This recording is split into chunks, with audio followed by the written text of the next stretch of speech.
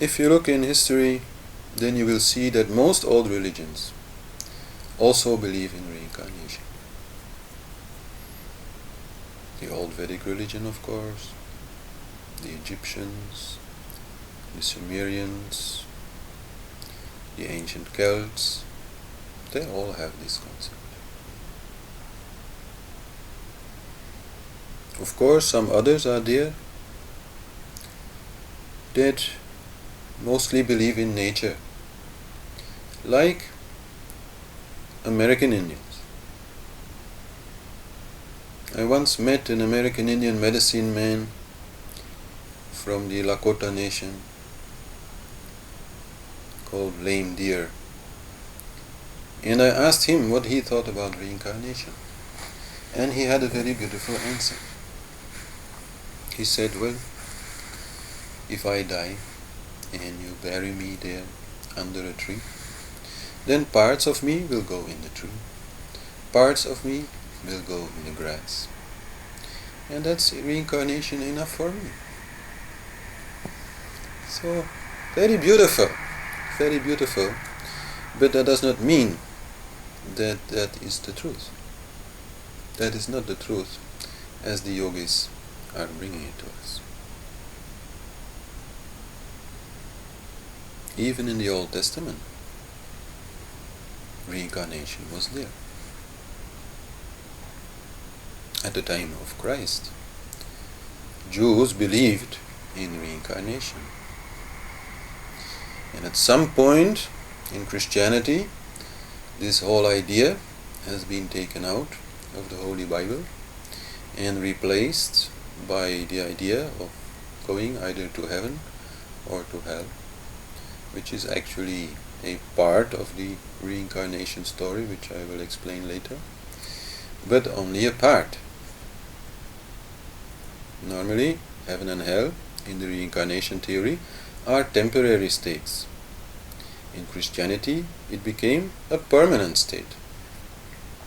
And, well, historians will fight a long time about how this happened, and of course, the church also will deny this ever happened.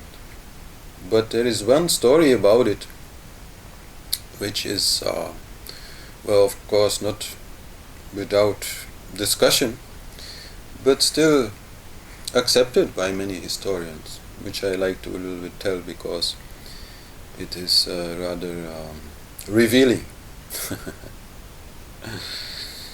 I think around the 3rd or 4th century there was an emperor called Constantine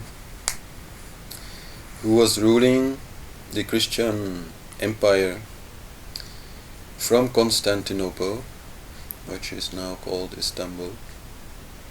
So that was before Rome became the center of power in Christianity. And this Constantine was both emperor and pope. So he had all the worldly power, but he also had all the spiritual power. Now, as the story goes, at some point, this emperor fell in love with a beautiful young lady and wanted to marry her.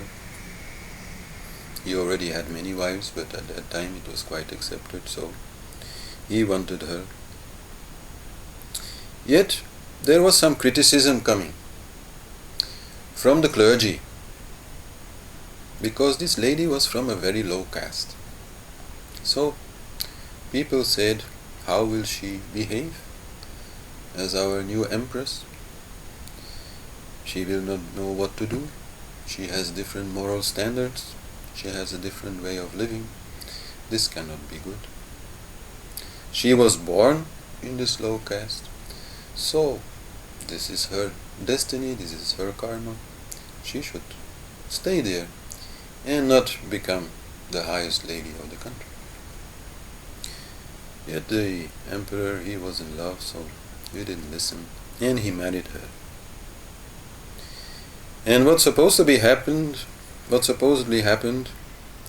is that already on her wedding night, after, sleeping with the emperor, she had all other women in the harem of the emperor killed. Quite a disaster. So then when that came out, of course, more criticism came. Of two kinds. First of all, they said, well, see, she cannot behave as she should, like an empress. She is jealous. She killed all those ladies. That is not good. And the second thing they said was, she will suffer for it in her next life. So when the empress heard these stories, she became rather angry, went to Constantine and said, dear husband, I want this whole story of reincarnation wiped out from the holy books, wiped out from the Bible, so that people can no longer talk about it and I can be at peace. And apparently, so Constantine decided, and that was how reincarnation was lost from the Bible. It's a story. I'm not sure whether it's true. I'm not a historian. But it could have happened. It could have happened that way. And what is also clear, of course, is that for people who like to use religion as a tool for power, then heaven and hell is such a, nice story to keep people, running in the direction that you want them to run. If people have the idea that they have many lives to become good, as defined by the church, then they may, be a little bit more lazy. But if they believe that they have only one life,